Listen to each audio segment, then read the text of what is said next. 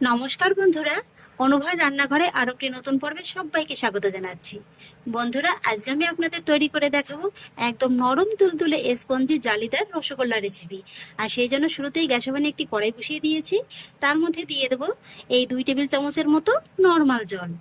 আর তারপরে এই কড়ার মধ্যে আমি অ্যাড করব 1 litre full cream liquid milk. এখানে আমি প্যাকেটের মিল্কটা ব্যবহার করছি, আপনারা চাইলে কিন্তু গরুর দুধটাই ব্যবহার করতে পারেন। তবে যে দুধই আপনারা ব্যবহার করবেন না কেন, খেয়াল রাখবেন দুধটা যেন একটু ফুল ক্রিম হয়। তাহলে কি হবে, ছানাটা যেমন হবে সফট, তেমনি কিন্তু ছানার পরিমাণটাও আপনারা বেশি পাবেন। আর এখানে দেখুন, আমি কিন্তু দুধটা দেওয়ার আগে সামান্য একটু জল দিয়ে দিয়েছি। এতে করে কি হবে, দুধটা কিন্তু আর কড়ার নিচে ধরে যেতে পারবে না। এবার গ্যাসের ফ্লেমটাকে অন করে হাইতে রেখেই দুধটাকে কিন্তু প্রথমে জাস্ট একবার একটু বরফ তুলে নিতে হবে। দুধটাকে কিন্তু বন্ধুরা খুব বেশি জাল করে ঘন করার প্রয়োজন নেই, জাস্ট একটা বরফ আসলেই কিন্তু হয়ে যাবে। খুব বেশি জাল করে ঘন করলে কিন্তু আপনারা ছানার পরিমাণটা বেশি পাবেন না। আর দুধটা জাল হতে হতে চলুন সেই ভাগে দুধে ছানা কাটানোর জন্য আমি একটা ভিনিগার মিশ্রিত জল রেডি করে নেব। নিয়ে নিয়েছি একটা ছোট বাটি, বাটির ভিতরে নিয়ে নেব 2 টেবিল চামচের মতো ভিনিগার। এখানে কিন্তু আপনারা ভিনিগারের পরিবর্তে পাতিলেবুর রসটাও অ্যাড করতে পারেন, সেক্ষেত্রে একটা পাতিলেবুর রস হলেই হয়ে যাবে। আর সেই সঙ্গে নিয়ে নেব 2 টেবিল চামচের মতো নর্মাল জল। যতটা পরিমাণে ভিনিগার নেবেন ততটাই কিন্তু জলটা নিয়ে নিতে হবে। এবার আমি ভিনিগার আর জলটাকে একটু ভালোভাবে মিশিয়ে নেব। আর তারপরে জলটাকে একটা সাইডে রেখে দেব। আর এদিকে দুধটা জাল করার সময় কিন্তু মাঝে মাঝে এভাবে একটু নেড়ে দেবেন, তা না হলে কিন্তু আবার উপরে সরটা পড়ে যাবে। খেয়াল রাখবেন দুধের উপরে যেন সরটা না পড়ে যায়। এই তো দেখুন বন্ধুরা, দুধের ভিতরে কিন্তু খুব সুন্দরভাবে একটা বলক চলে এসছে। এর থেকে কিন্তু আর জাল করার বেশি একদমই প্রয়োজন নেই। এখন কিন্তু সঙ্গে সঙ্গে গ্যাসের ফ্লেমটাকে অফ করে দিতে হবে।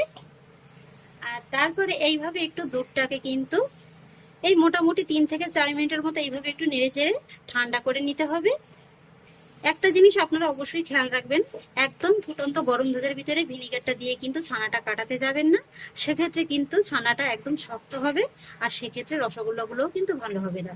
তাই এইভাবে অবশ্যই কিন্তু দুধটাকে একটু হালকা ঠান্ডা করে নিয়ে তারপর ছানাটাকে কাটিয়ে নেবেন। মোটামুটি 3 থেকে 4 মিনিটের মতো এইভাবে রেখে দুধটাকে কিন্তু আমি হালকা করে একটু ঠান্ডা করে নিয়েছি। আর এবার আমি দুধের মধ্যে এইভাবে অল্প অল্প করে ভিনিগার মিশ্রিত জলটা দিয়ে দেব। আর তারপর ছানাটাকে কাটিয়ে নেব। বন্ধুরা, এই ছানাটা কাটানোর সময়ও কিন্তু একটা নিয়ম আছে, খুব বেশি কিন্তু তাড়াহুড়ো করা যাবে না। এইভাবে কিন্তু হাতাটার পিছনটা দিয়ে আলতো হাতে নেড়ে চেড়ে ছানাটাকে তৈরি করে নিতে হবে। যে কোনো মিষ্টির ক্ষেত্রে কিন্তু ছানাটাই একটা প্রধান ভূমিকা পালন করে। ছানাটা যদি ভালো না হয়, কোনো মিষ্টিই কিন্তু ভালো হবে না, আর রসগোল্লার ক্ষেত্রে তো কোনো কথাই হবে না। তাই এইভাবে কিন্তু অবশ্যই ছানাটাকে আপনারা কাটিয়ে নেবেন। এইভাবে ছানাটা কাটালে কি হবে, ছানাটা কিন্তু একেবারে খুব সুন্দর মোলায়েম হবে। আর এইভাবে ভিনিগারটা দিতে দিতেই আপনারা দেখতে পাবেন ছানাটা আস্তে আস্তে কাটতে শুরু করে দিয়েছে। এই তো দেখুন বন্ধুরা, ছানাটাকে আমি খুব সুন্দর করে কাটিয়ে নিয়েছি। আশা করছি নিশ্চয়ই দেখে বুঝতে পারছেন যে ছানাটা কত সুন্দরভাবে কাটিয়ে নেওয়া হয়ে গেছে। এই যে দেখুন, ছানার ভিতর থেকে কত সুন্দর একটা স্বচ্ছ সবুজ জল কিন্তু বেরিয়ে গেছে। আর ঠিক এই পর্যায়ে আপনারা কি করবেন, সঙ্গে সঙ্গে কিন্তু এর ভিতরে একটু নর্মাল জল কিংবা চিল্ড ওয়াটার অ্যাড করবেন। তাহলে কি হবে, এই যে ছানার জলটা এখন অতিরিক্ত গরম হচ্ছে না, সেই গরমের তাপমাত্রাটা কিন্তু অনেকটা কমে যাবে। আর সেক্ষেত্রে কি হবে, ছানাটা কিন্তু খুব বেশি শক্ত হতে পারবে না। আর তারপরেই ছানাটাকে কিন্তু একটু ছেঁকে নিতে হবে। আর ছেঁকে নেওয়ার জন্য অবশ্যই একটা ছাঁকনির পরে এরকম একটা পাতলা সাদা সুতির কাপড় রেখে ছেঁকে নিতে হবে। আশা করছি আপনারা আমার আজকের এই ছানাটা দেখে বুঝতে পারছেন যে এটা কতটা সফট হয়েছে। আর এইভাবে ছানার জলটা যখন ভালোভাবে ছেঁকে নেওয়া হয়ে যাবে না, তখন কিন্তু এই ছানাটাকে খুব ভালোভাবে একটু ধুয়ে নিতে হবে। মোটামুটি 2 থেকে 3 বার এইভাবে নর্মাল জল দিয়ে ছানাটাকে একটু ভালোভাবে ধুয়ে নিতে হবে। যেহেতু এর ভিতরে ভিনিগারটা দেওয়া আছে, তাই কিন্তু অবশ্যই একটু ধুয়ে নিতে হবে। তা নাহলে কিন্তু ছানাটা আবার টক থাকবে, আর সেক্ষেত্রে রসগোল্লাগুলোও কিন্তু খেতে টক লাগবে। আর এইভাবে যখন ছানাটাকে খুব ভালোভাবে ধুয়ে নেওয়া হয়ে যাবে, তখন ছানার এই কাপড়টাকে ধরে এইভাবে পুটলির মতো করে নিয়ে একটু বেঁধে নিয়ে জলটাকে আলতো হাতে একটু চেপে চেপে ভালোভাবে বের করে দিতে হবে। এইভাবে একটু আলতো হাতে চেপে চেপে দেখুন ছানার জলটাকে কিন্তু আমি একটু মোটামুটি ভালোভাবে বের করে নিয়েছি। তবে খুব বেশি কিন্তু চেপে চেপে বের করতে যাবে না, তাহলে কিন্তু আবার ছানার ভিতর থেকে ফ্যাটটা বেরিয়ে যাবে। আর এইভাবে যখন ছানার জলটাকে একটু বের করে নেওয়া হয়ে যাবে, তখন এইভাবে একটা ভারী কিছু দিয়ে চাপা দিয়ে এই ছানাটাকে এইভাবে রেস্টে রেখে দিতে হবে জাস্ট 15 থেকে 20 মিনিটের মতো। খুব বেশি সময় নিয়ে রাখার কিন্তু একদমই প্রয়োজন নেই, 15 থেকে 20 মিনিটের মতো রাখলেই কিন্তু হয়ে যাবে। ফিরে এলাম 20 মিনিট বাদে। এই যে দেখুন বন্ধুরা, ছানার পুটলিটাকে কিন্তু আমি নিয়ে নিয়েছি। আর এই যে দেখুন এর ভিতরে কিন্তু এখনও ময়েশ্চার একটা ভাব আছে। এবার আমি ছানাটাকে একটা বড় জায়গার ভিতরে নিয়ে নেব। আর তারপরে এই ছানাটাকে এইভাবে একটু হাতের সাহায্যে ভেঙে একটু ক্রাম্বল করে নেব। এই যে দেখুন বন্ধুরা, ছানাটা কতটা একদম সফট হয়েছে। আশা করি নিশ্চয়ই দেখে আপনারা বুঝতে পারছেন। এর ভিতরে দেখুন কত সুন্দর একটা ক্রিমি ভাব কিন্তু আছে। তারপর ছানাটা যখন এইভাবে একটু ভাঙা হয়ে যাবে, তখন এইভাবে হাতের 5টা আঙুল দিয়ে ছানাটাকে জাস্ট একটু মেখে নিতে হবে। খুব বেশি সময় নিয়ে কিন্তু মাখার একদমই প্রয়োজন নেই, জাস্ট 3 থেকে 4 মিনিটের মতো একটু মেখে নিলেই কিন্তু হয়ে যাবে। যেহেতু ছানাটা এখানে আমি খুবই সফট করে তৈরি করে নিয়েছি, তাই ছানাটা কিন্তু খুব বেশি সময় নিয়ে মাখার কোনো প্রয়োজন নেই। 3-4 মিনিট এইভাবে একটু মেখে নেওয়ার পরে আপনারা দেখতে পাবেন যে ছানাটা কিন্তু এইভাবে হাতে একটু লেগে লেগে যাচ্ছে। এটার একটাই কারণ হচ্ছে ছানাটা যেহেতু খুবই সফট করে তৈরি করা হয়েছে, তাই কিন্তু এইভাবে একটু হাতে লেগে লেগে যাচ্ছে। তবে এটাতে কিন্তু চিন্তার কোনো কারণ নেই, এটা কিন্তু পরে অলরেডি আবার ঠিক হয়ে যাবে। আর এইভাবে যখন একটু মাখা হয়ে যাবে, তখন কিন্তু এর ভিতরে অ্যাড করতে হবে 1 টিস্পুনের মতো কর্নফ্লাওয়ার। এখানে আপনাদের হাতের কাছে যদি কর্নফ্লাওয়ারটা না থাকে, সেক্ষেত্রে কিন্তু আপনারা একটু ময়দাও ব্যবহার করতে পারেন। এই কর্নফ্লাওয়ারটা দেওয়ার কারণে কিন্তু রসগোল্লার ভিতরে খুব সুন্দর একটা বাইন্ডিং ভাব চলে আসে। আর তারপরে দেখুন বন্ধুরা, এখানে আমি অ্যাড করব বেকিং পাউডার। বেকিং সোডা কিন্তু নয়, বেকিং পাউডারটাই অ্যাড করতে হবে। তবে এটা যদি আপনাদের হাতের কাছে না থাকে, না দিলেও কিন্তু মিষ্টিগুলো খুব সুন্দরভাবে তৈরি হবে। তবে বেকিং পাউডারটা দিলে কি হবে, মিষ্টিগুলো একটু বেশি ফুলবে। এইভাবে হাতে অল্প একটু করে নিয়ে নেবেন। তারপরে এইভাবে দুটো আঙুলের সাহায্যে এক চিমটিতে ঠিক যতটুকু ওঠে ততটুকুই কিন্তু দিয়ে দেবেন। এই যে দেখুন, এর থেকে কিন্তু বেশি একদমই দিতে যাবেন না। আর তারপরে এই কর্নফ্লাওয়ার আর বেকিং পাউডারটাকে কিন্তু এই ছানার সঙ্গে একবার ভালোভাবে মেখে নিতে হবে। ব্যাস, ফাইনালি ছানাটাকে আমার খুব ভালোভাবে মেখে নেওয়া হয়ে গেছে। আর এবারে আমি এই ছানার বল থেকে এইভাবে অল্প অল্প করে একটু নিয়ে লেচি কেটে নেব। বন্ধুরা, আজকে আমি একদম খুবই ছোট ছোট রসগোল্লা বানাবো, তাই এইভাবে কিন্তু খুবই ছোট ছোট লেচি কেটে নিচ্ছি। আপনারা চাইলে কিন্তু বড় কিংবা মিডিয়াম সাইজের রসগোল্লাও বানিয়ে নিতে পারেন। তবে এইভাবে রসগোল্লা বানালে কি হবে, একসঙ্গে কিন্তু আপনারা অনেকগুলো রসগোল্লা পেয়ে যাবেন। বাড়িতে যদি হঠাৎ করে অনেকগুলো অতিথিও চলে আসে, তাহলেও কিন্তু আপনাদের কোনো অসুবিধায় পড়তে হবে না। এই মাত্র 1 লিটার দুধে কিন্তু অনেকগুলো রসগোল্লা তৈরি করে আপনারা অনায়াসে অতিথি আপ্যায়ন করতে পারবেন। এই তো বন্ধুরা, লেচিগুলোকে আমি খুব সুন্দর করে কেটে নিয়েছি। আর এবার এক এক করে রসগোল্লাগুলোকে আমি তৈরি করে নেব। রসগোল্লার শেপ দিতে তো আপনারা কম বেশি সকলেই জানেন, তাই কিন্তু আলাদাভাবে আর বলে দিলাম না। শুধুমাত্র একটু খেয়াল রাখবেন এই রসগোল্লার গায়ে যেন কোনো রকমের কোনো ক্রাক না থেকে যায়। এই যে দেখুন, কথা বলতে বলতে কত সুন্দর একটা রসগোল্লা তৈরি করা হয়ে গেল। তবে আপনারা কিন্তু আমার মতো এইভাবে একসঙ্গে দুটো করেও রসগোল্লা তৈরি করে নিতে পারেন। যেহেতু একসঙ্গে অনেকগুলো রসগোল্লা এখানে তৈরি করা হয়েছে, তাই এইভাবে করলে কিন্তু সময়টা খুবই কম লাগবে। তবে আপনারা যদি এইভাবে বানাতে এক্সপার্ট না থাকেন, তাহলে একটা একটা করেই করে নেবেন। তবে এইভাবে তৈরি করাও কিন্তু খুবই সহজ। বন্ধুরা, একসঙ্গে দুটো রসগোল্লা তৈরি করে নিলাম, আর এইভাবেই সবকটি রসগোল্লা আমি তৈরি করে নেব। এই তো দেখুন বন্ধুরা, খুব সহজেই আমি রসগোল্লাগুলোকে বানিয়ে নিয়েছি। আর এই যে দেখুন বন্ধুরা, মাত্র 1 লিটার দুধে কিন্তু আপনারা অনায়াসে 70 থেকে 72টার মতো রসগোল্লা পেয়ে যাবেন। আর এবার বন্ধুরা, রসগোল্লাগুলো বানানোর জন্য আমি চিনি শিরাটা তৈরি করে নেব। সেই জন্য একটা সসপ্যানের মধ্যে নিয়ে নিচ্ছি 2 কাপের মতো চিনি, ওজন হিসেবে 400 গ্রাম।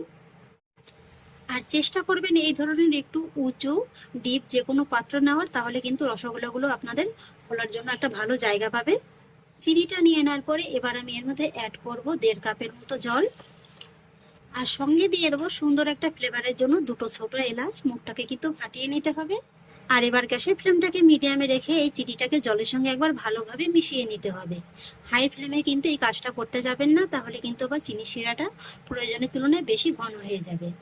আর তারপর চিনি শিরাটা যখন এইভাবে একদম টকবক করে ফুটে উঠবে, তখন গ্যাসের ফ্লেমটাকে হাইতে দিয়ে এর ভিতরে একটা রসগোল্লা এইভাবে ছেড়ে দিয়ে 1 মিনিটের মতো অপেক্ষা করে একটু চেক করে দেখবেন। যদি দেখেন যে রসগোল্লাটা একদম কোনোভাবে ফেটে যাচ্ছে না, তাহলেই বুঝবেন যে আপনার ছানাটা একদম পারফেক্টভাবে মাখা হয়ে গেছে। 1 থেকে 1.5 মিনিট বাদে আপনাদের এবার দেখিয়ে দিচ্ছি। এই যে দেখুন বন্ধুরা, আমার এই রসগোল্লাটা কিন্তু একদম ফেটে যায়নি, তার মানে ছানাটা কিন্তু একদম পারফেক্টভাবে মাখা হয়েছে। এবার কিন্তু এক এক করে সমস্ত রসগোল্লাগুলোকে চিনি শিরার ভিতরে দিয়ে দিতে হবে।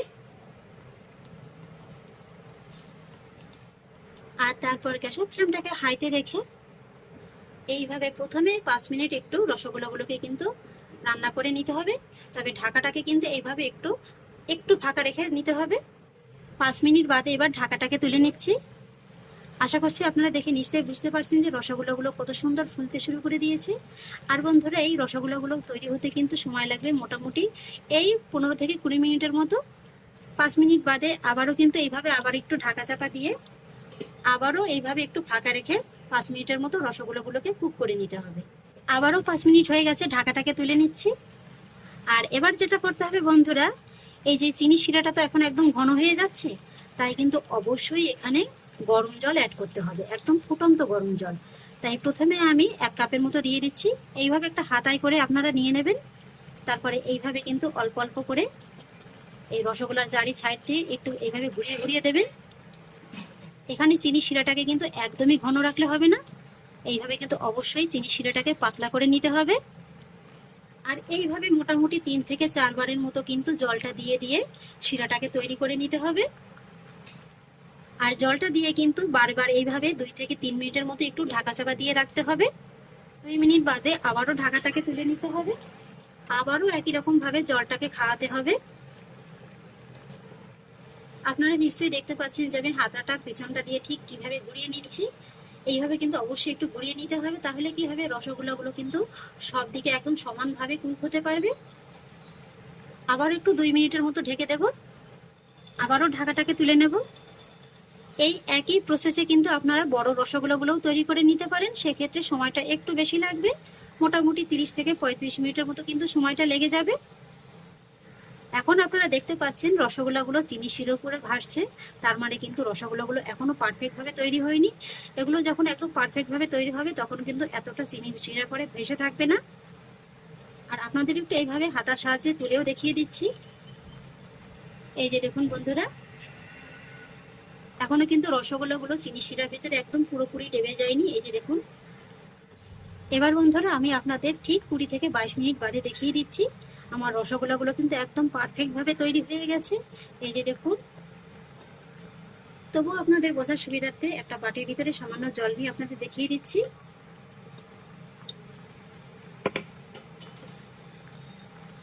এই যে দেখুন, রসগোল্লাটা কিন্তু একদম পুরোপুরি ভাবে জলের ভিতরে ডুবে গেছে, তার মানে কিন্তু রসগোল্লাটা একদম পারফেক্ট ভাবে হয়ে গেছে। এবার কিন্তু গ্যাসের ফ্লেমটাকে অফ করে দিতে হবে, তার মানে রসগোল্লাটা একদম হয়ে গেছে। এর থেকে কিন্তু আর খুব বেশি আর রান্না করার কোনো প্রয়োজন নেই, তাহলে কিন্তু আবার চিনি শিরাটা ঘন হয়ে না রসগোল্লাগুলো আবারও শক্ত হয়ে যাবে। তাই এইভাবে কিন্তু গ্যাসের ফ্লেমটা এখনই অফ করে দিতে হবে। কত ছোট ছোট আমি লেচিগুলো কেটেছিলাম, ফুলে দেখুন একেবারে কত বড় বড় হয়ে গেছে। আপনারা চাইলে কিন্তু এই সময় গরম গরম রসগোল্লাও এনজয় করতে পারেন, আবার ঠান্ডা করেও কিন্তু এনজয় করতে পারেন। তাই আমি এই রসগোল্লাগুলোকে হালকা একটু ঠান্ডা করে নেব। এই যে বন্ধুরা, রসগোল্লাগুলোকে একদম পুরোপুরি ঠান্ডা করে নিয়ে তারপর ফিরে এলাম। খুব সুন্দরভাবে কিন্তু একদম রসটাকে অ্যাবজর্ব করে নিয়েছে। এবার আমি রসগোল্লার এই রসটাকে একটু ছেঁকে নেব। এই যে বন্ধুরা, তৈরি হয়ে গেল মাত্র 1 লিটার দুধে 70 পিসেরও বেশি রসগোল্লা রেসিপি। পহেলা বৈশাখে যদি বাড়িতে 20 থেকে 30 জনের মতো অতিথি আসে, তাহলেও কিন্তু মাত্র এই 1 লিটার দুধ দিয়ে আপনারা অতিথি আপ্যায়ন করতে পারবেন। রসগোল্লাগুলোকে ছেঁকে দেখুন আমি একটা সার্ভিং প্লেটে সার্ভ করে নিয়েছি, আর দেখতে দেখুন কতটা লোভনীয় লাগছে। এবার একটা রসগোল্লা আমি আপনাদের একটু চেপে দেখিয়ে দিচ্ছি। এই যে দেখুন, রসটা দেখুন কতটা অ্যাবজর্ব করে নিয়েছে। আর জানেন তো, আমি এই রসগোল্লাগুলোর নাম দিয়েছি 1 টাকা রসগোল্লা। বাজারে তো আপনারা 5-10 টাকার রসগোল্লা অনেক খেয়েছেন। এইভাবে একবার নিজেরাই বাড়িতে মাত্র 1 টাকা দামের রসগোল্লা তৈরি করে খেয়ে নিতে পারেন। এই যে দেখুন বন্ধুরা, ভিতরটা দেখুন শুধু একবার, কতটা জালিদার হয়েছে। আশা করি নিশ্চয়ই দেখে বুঝতে পারছেন। আর রসটা দেখুন, একেবারে যেন ভিতরে টইটুম্বুর করছে। আর এইভাবে কিন্তু সব কটি রসগোল্লা একদম একই রকম ভাবে তৈরি হবে। এই যে দেখুন, কাছ থেকে একবার দেখিয়ে দিচ্ছি, দেখে নিশ্চয়ই বুঝতে পারছেন। তাহলে আশা করছি বন্ধুরা, আমার আজকের এই 1 টাকা দামের রসগোল্লা রেসিপিটি আপনাদেরও খুব ভালো লেগেছে। যদি ভালো লেগে থাকে তাহলে আমাকে অবশ্যই একটা লাইক এবং কমেন্ট করবেন, সেই সঙ্গে বন্ধুদের সঙ্গে শেয়ার করবেন। আর প্লিজ বন্ধুরা, যদি আমার পরিবারের নতুন সদস্য হয়ে থাকেন তাহলে একটা সাবস্ক্রাইব করে পাশে থাকা বেল আইকনটা প্রেস করে দেবেন। ফিরে আসছি এরকমই পরের অন্য কোনো নতুন রেসিপি নিয়ে। সবাই ভালো থাকুন, সুস্থ থাকুন, ধন্যবাদ।